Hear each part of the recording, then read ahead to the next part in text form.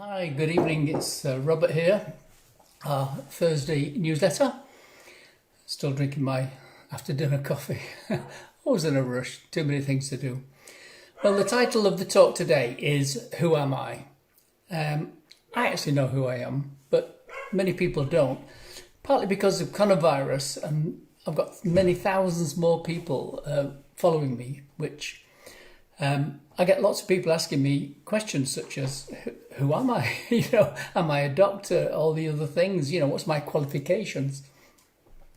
And it's quite important really, because a lot of people are going to be trusting me with their health, and actually many with their lives. And because people do. So I thought I'd just spend today going through my background and who I am, where I come from.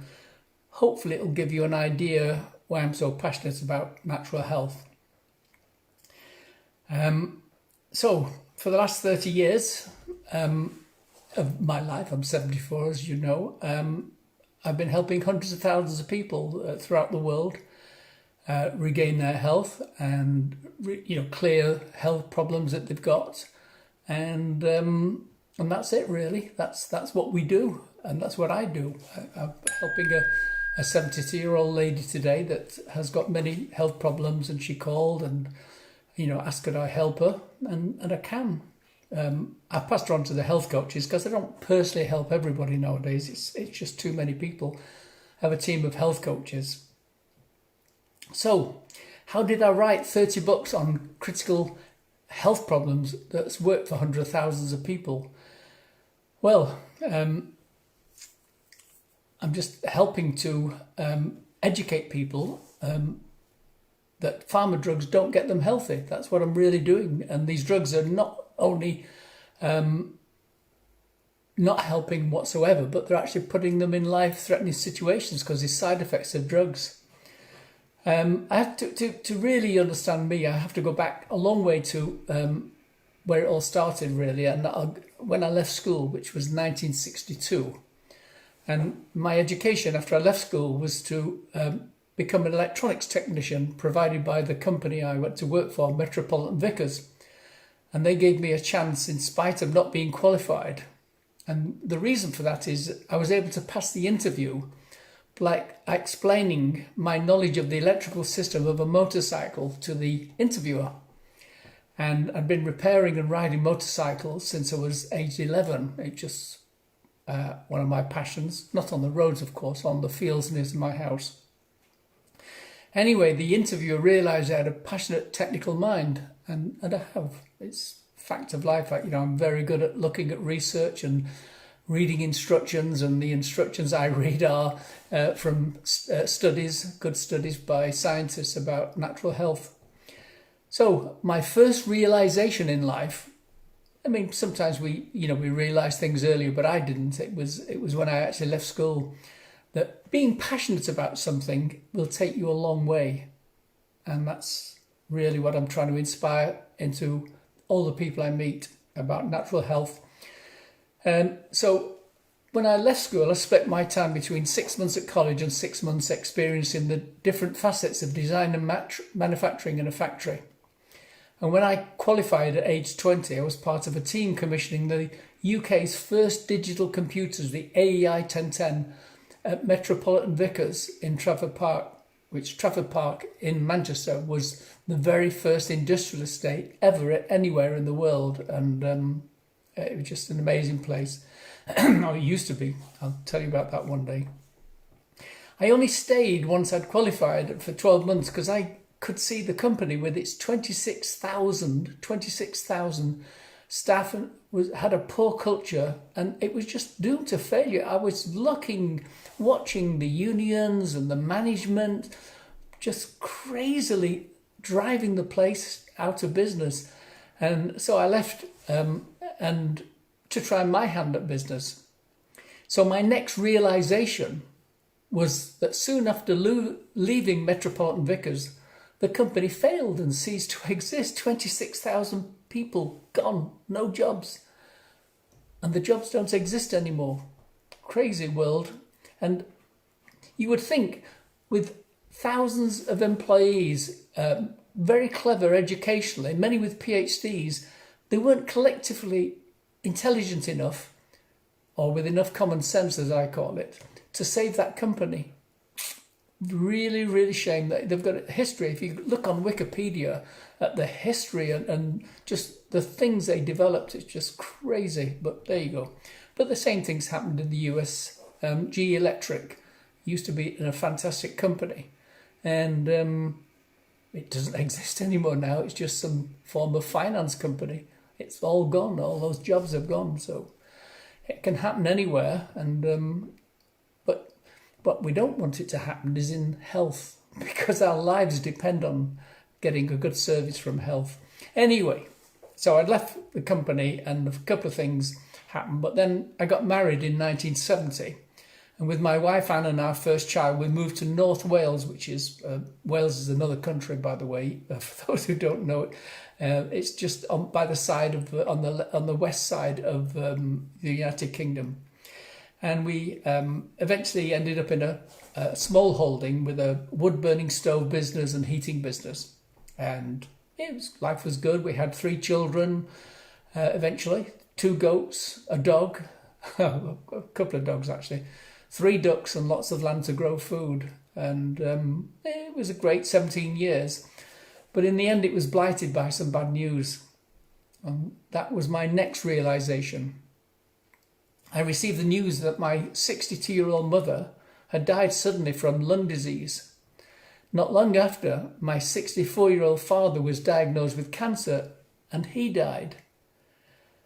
You can imagine this was a bit upsetting. So it's sort of life, changing really. Well, not with everybody, but it was with me anyway.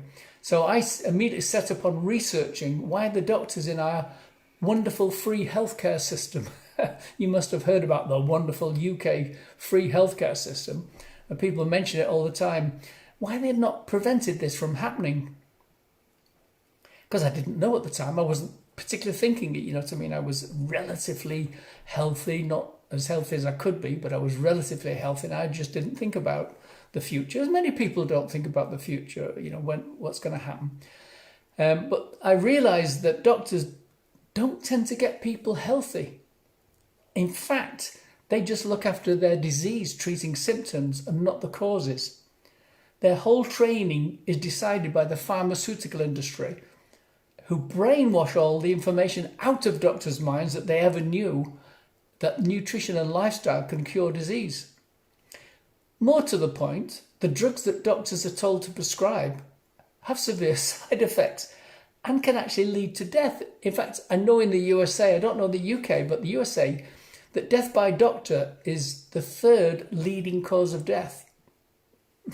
Not a good thing, if you want to help people to get healthy, and you happen to be the 3rd leading cause of death. Anyway, my next realization, obviously I looked at ourselves and what we were doing, and we tried to live a healthy life. Actually, I have to really, really say this, inspired by my wife Anne. She was always trying to prepare the best, healthiest food going. Obviously, we had eggs and milk from the goats, and really trying to keep everything perfect. But my research showed that there were many facets of getting and staying healthy which we weren't addressing, and they especially needed a healthy diet as a foundation of good health, and that's what I found. Nothing was happening. I didn't find out everything in 5 minutes or 1 day or 1 month or 1 year. It's been a journey of discovery, and if you like, I didn't invent anything about natural health. All I've done is looked at the research and looked at the people who are doing fantastic research. But as an example, I wasn't ever as smart as my wife Anne. She didn't eat junk food generally, but I did, and especially when I was on the road. And I did suffer from many niggling health problems, digestive problems, intestinal problems, and neck problems, back problems. I mean, just many, many things. It took quite a few years, but I don't have anything now. I'm 74. I can run, jump, not quite do somersaults, but I am really fit and healthy. And strong. I work up to 16 hours a day some days. But anyway, the next thing we found was stress, and it became an interest of ours. And so we started selling relaxation tapes to help people with stress.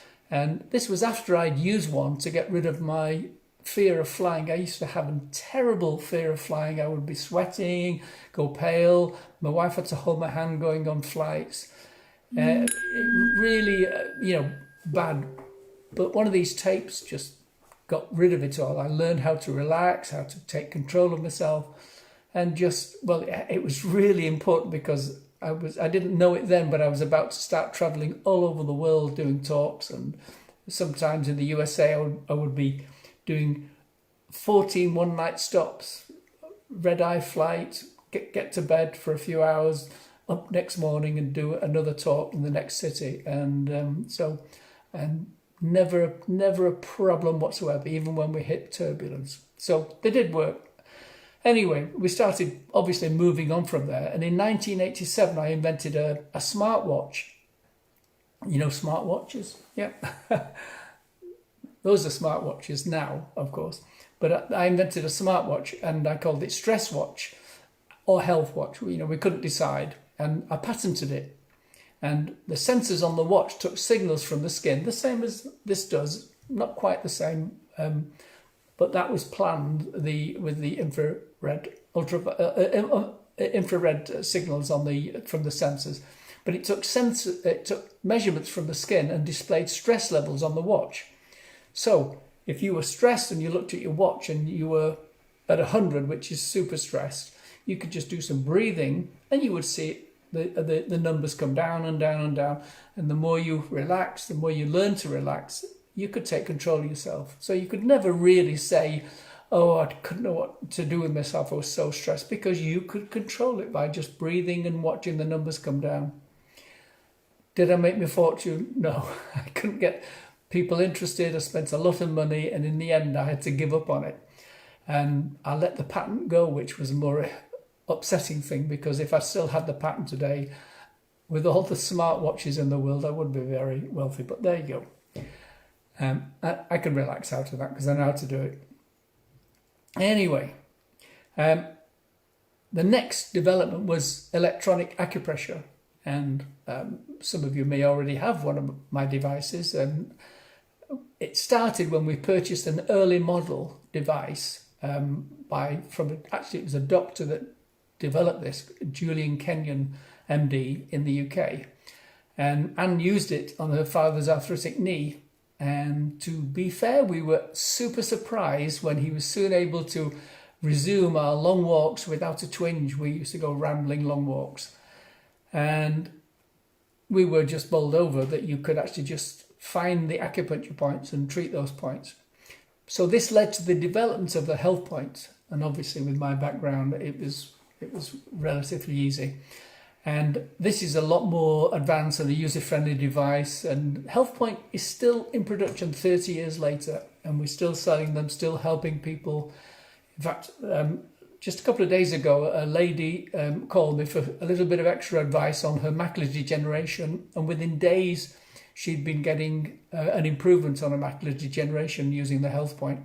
It's actually used for about 160 different human conditions, which are shown in the manual. And that includes, as I say, reversing macular degeneration, treatment of horses. They use it on race horses, on championship jumpers, and dogs. In fact, many, many different things. We use it all the time. My wife and I, just all sorts, because when you treat the major points, you're actually stimulating your own general strengthening and healing system. Next came Active Life, which we still have. It's still a world beater. It is the most complete multivitamin and mineral supplement available with 130 nutrients. Why do I develop this when there's lots of multivitamins on the market? Well, you can buy any multivitamin. It might have 10, it might have 20, it might be super with 30, it might be tremendously super with 50. This has got 130 different nutrients in it, all everything that you can think of and many, many things you can't think of. And those are all critical. So the idea was to get a basis. If you were ever going to just have one thing for continuing good health, that's the active life. It's not a healer like serapeptase, which I'll come to, but it is the very basis. Anyway, then came MSM Silver Drops and MaxiFocus, because we were using even from 1996. Eye doctors had been buying the Health Point and getting results with it, with macular degeneration, and they actually are the ones that told me about to have a sublingual spray that actually absorbs quickly and go into the eyes as quickly as possible. So I developed the MaxiFocus and the MSM Plus Silver Drops for the eyes, and that's for macular degeneration. Jumping to 2000, which is 10 years after we introduced serapeptase, Health Point, I introduced serapeptase to the world. It just didn't exist anywhere on sale. It was being used by doctors for about 20, 30 years, but I was the first one to take it around the world through the internet and put it on sale to the general public. And I introduced quite a few serapeptase formulations, as well as that Serenol, Seraplus, Blockbuster. Anyway, so, and also I introduced curcumin the same year, a curcumin formulation the same year. Again, there was a few people that heard about it, but not really many. And when I looked at the studies, you think, why is this not being sold everywhere? And that's what drives me, because I'm always delving into research and whatever's happening. And when I find it, I think, this can't be so good, can it? And I find out it is when I give it to people. So the results from those nutrients were so dramatic, I wrote the book, The Miracle Enzyme. The reason it's based around the serapeptase is because inflammation is one of the key factors. In fact, it's a key factor in COVID-19, as you may or may not know. But it is by far the best non-drug anti-inflammatory that you can get. It also clears scar tissue and also fibrin from the body. And the reason I still take it, I still take 1 million IUs a day, is because one of the problems of thickening of the body and skin and everything is fibrin and inflammation, of course, which I don't have from at all in any shape or form, taking 1 million IUs. Just to give you a little comparison, this is not all in the newsletter, written newsletter, you get a little bit of extra. When I first introduced serapeptase to the world, people were taking 30,000 IUs a day as a big dose. I take 1 million IUs a day just for maintenance, just so that you get the idea. Anyway, more books came thick and fast over the next 10 years, and I literally developed action plans for all of the main conditions which are causing premature death and disability, including those that kill my parents, lung disease and cancer. And I just get awesome results. And people wonder why I stay with it. And it's because to honour them. Because every time a person tells me the cancer's gone or their lung disease is gone, I just wish I could have known about this before, but there's no point in going backwards. I can only go forwards. Now, there's a link. You can download any of my ebooks in the newsletter. It's on at naturalhealthynews.com if you don't know. But so my next realization is really, after all these years, 20 years, I would say, I really tied the plans down so that they always work as long as people stick to the rules. And I'll come to the rules in a minute. So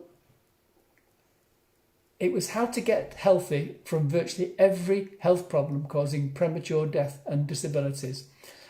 Now, this is where people get confused, because you don't need medical degrees, and I don't need medical degrees to tell you how to do it, because it's a simple plan. You don't need any qualifications to treat yourself, because it's very simple. And that annoys me. It annoys me intensely. If I ever criticise doctors and you think I'm being unfair to them. I'm not. It is very simple. Now, there are some doctors who go private and start to do these things, what I'm saying themselves. Good on them. But the doctors, the rest of the doctors who are sticking to the drugs, they're either scared of upsetting the pharmaceutical, because they are a nasty piece of work, the pharmaceutical industry, or they just don't believe it. They don't believe it because it's arrogance, because they think, well, I've done all this training, so I must know better than Robert Redfern, or I must know better than my patient that's telling me that they've been taking this and taking that and getting better and better. So I don't really have too much sympathy for doctors who are sticking to the plan, the pharmaceutical plan, because they are doing their patients a disservice. They don't have what I call common sense intelligence, and that's an innate understanding of cause and effect. If you don't eat a proper diet, if you don't exercise, if you don't do all the things, then you become sick and you can't become healthy. Why they just can't look you in the eye and say these words, I don't know. They're scared. All right, they're scared, yes. But I've got an example of innate intelligence. And I use the quote from an old example of an old saying, give a man a fish and you feed him for a day.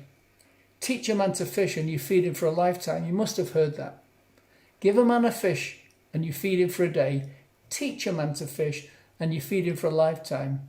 Well, my converted saying on that is, give a person a drug and they feel better for a while. Teach a person how to be healthy and they are better for a lifetime. That's what I want to do. I just want to teach people how to be healthy so that they can be healthy for a lifetime. And how long that lifetime is, there's no way of knowing, because most elderly people, even if they're still alive at 95, are not doing all of the things that they need to do. Because I get 96-year-olds, I don't think I've had anybody older than 96, that have lost their eyesight from macular degeneration, and when they go on the plan, they get it back. So they couldn't have been looking after themselves properly according to the plan. So it might be that doctors have got educated intelligence, because I've not got educated intelligence about medicine. I actually don't want to know anything about medicine, because I actually don't believe in medicine in most cases. I'm sure if I had, for whatever reason, a bacteria, then I would have, take a drug for that. I don't see how I could get one, but I'm just saying I would do.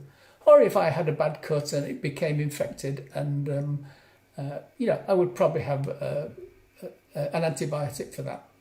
Maybe, probably, I don't know.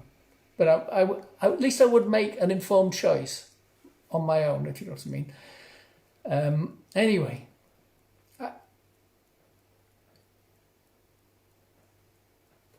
talking about intelligence and doctors, how do you know your doctor's intelligent? Because no matter how many people they kill with their drugs, they're still considered a doctor. And we know that. As I say, America's measured, and it's could be the fourth leading cause of death in America. But that's how many people die from taking drugs. It's crazy. I'm talking about pharmaceutical drugs, not opiates, even though doctors now give opiates in America to their patients.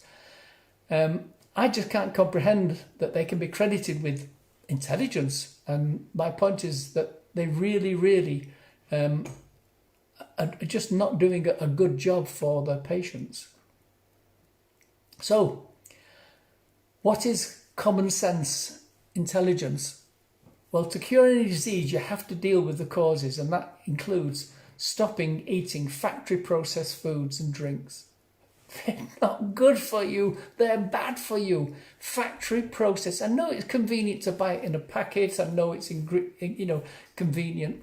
Now, all right, if you're buying bottled peas or canned peas or something like that, I'm just using it as an example, or frozen peas, they've obviously been to a factory to be frozen.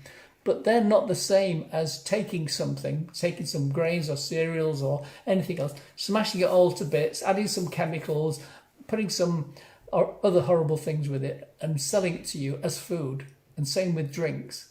So stopping eating factory processed foods and drinks is the first one that you have to really consider. Stopping eating high sugar foods and drinks, grains, cereals, sugar drinks. Bread, pastry, biscuits, breakfast cereals, rice, potatoes, parsnips and pasta are not fit foods for healthy people. I'll say it again. Bread, pastry, biscuits, breakfast cereals, rice, potatoes, parsnips and pasta are not fit foods for healthy people. It's in my newsletter. And stop consuming anything that's got chemicals contained in them. So unless food's organic, you can't know that they've not been sprayed or chemical added at the point of farming, whatever. So you really, really should try and get organic if you can, or grow your own if you can, like we did for 17 years. We're not doing it now, unfortunately, but we do have a really good source of all our organic foods where we live here in Cheshire. Common sense intelligence also says that you need to get better habits. And a habit is something that you do every day. It's not something that you try for a few days and then go back to your old ways. You need to get better habits to be able to prevent disease and promote good health. And it includes eating fresh or frozen vegetables, fruit, nuts, seeds, pulses, and organic where possible, plus wild seafood, not the farm seafood, and not the seafood coming from Southeast Asia that have been grown in terrible polluted rivers and ponds, and pasture-raised meat. If you're eating seafood and meat, it has to be wild seafood and pasture-raised meat and eggs. And they're all good for you. Not that good for the planet, but it's all good for you. And at the moment, my concern is you, not the planet. We'll worry about the planet next week. Consuming around 3 litres of pure water over the day, with a small amount of bicarbonate of soda added for extra benefits. Bicarbonate of soda is what I call the penny cure. Whether you've got cancer or lung disease or anything, you can even inhale it with a nebulizer, this water and bicarbonate of soda, into your lungs to get rid of the fungus and the infection there. So bicarbonate of soda, baking soda, is the penny cure. And so 3 litres of water.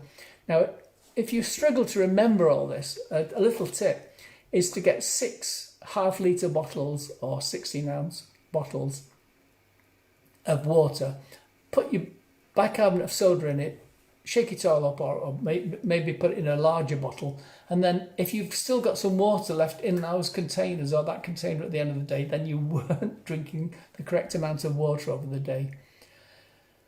You need to supplement the critical nutrients missing from the foods, because all food is grown on deficient soils. You've got 200,000 years of people growing food on the land. And certainly in the last 20,000 years, it's become very intensive. The Middle East used to be a rich, fertile area. They used to have trees. You had rich forests and rich, fertile land.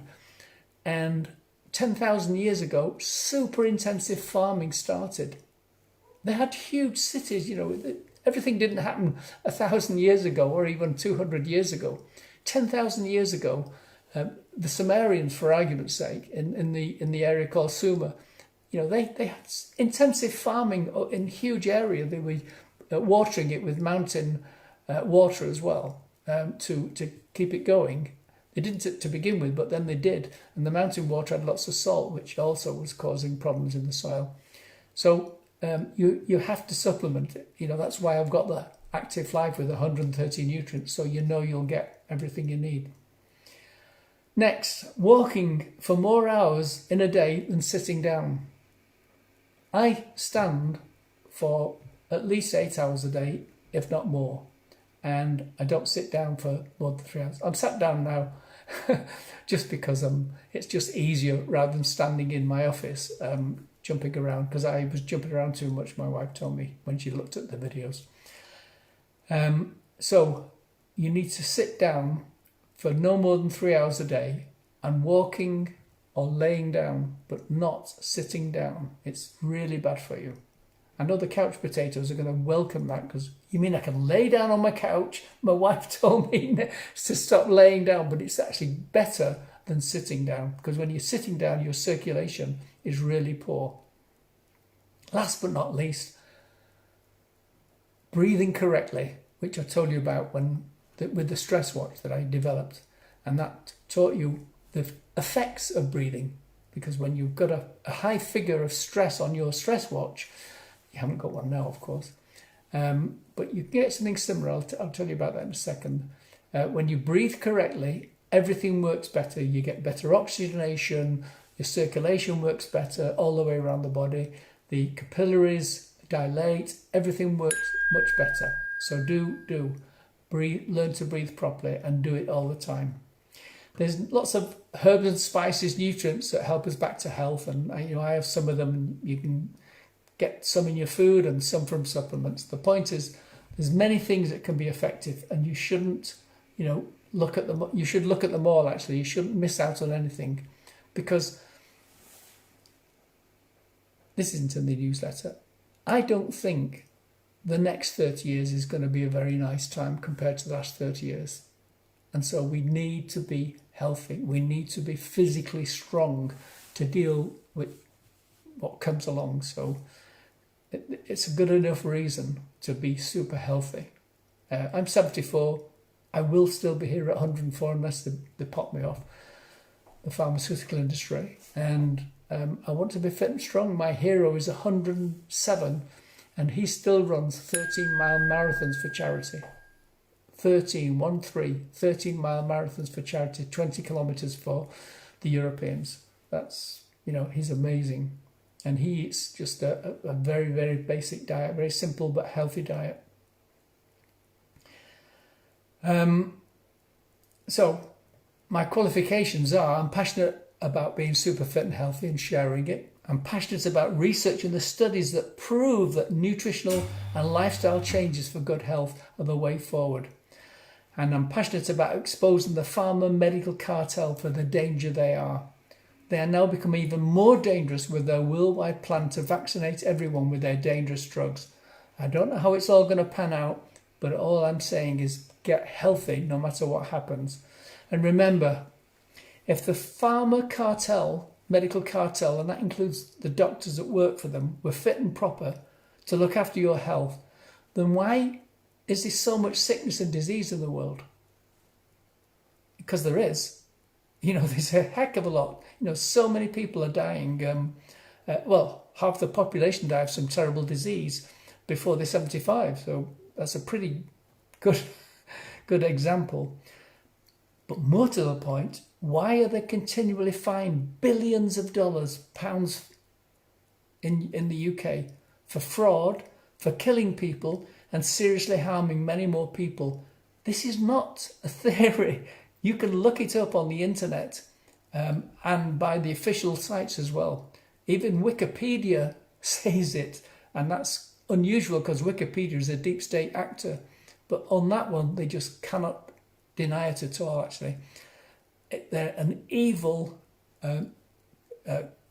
bunch, the pharma medical cartel, and the more you can keep away from them, the better you'll be.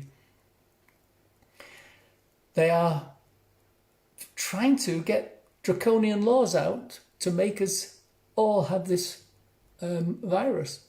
And it's more harmful than the flu virus, I understand, the vaccine for the virus. So we'll see. As you heard me say before, actually, most of the people that died from coronavirus had the flu virus, which was a new type of virus, untested, that was given to everybody last autumn. And so that's the end of the day. Thank you for listening. Thank you for putting up with it. Please share every way you can all this information, because slowly we're being blocked. On Facebook I can't share anymore. It just doesn't allow me to share to anybody. It just allows me to share it to the people that are already linked and liking me, but I can't share it to any new people. I used to be able to pay, in fact, and they won't even take my money now, which shows how definite they are about it all. And it's happening all over the place, not just to me. There are lots of people who are spreading the truth. So you take care. Please spread it, and I'll see you next week. Bye-bye.